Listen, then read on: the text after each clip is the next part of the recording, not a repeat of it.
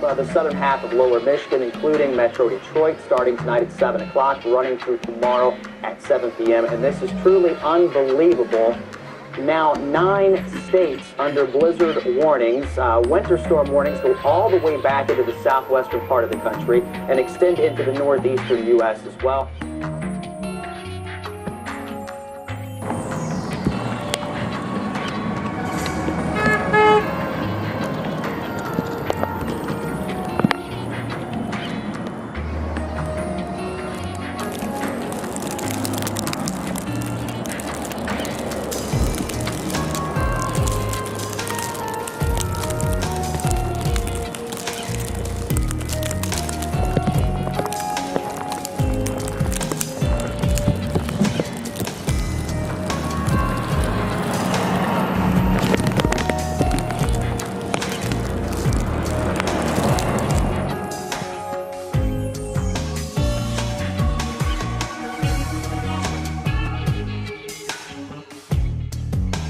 Is extremely incredible.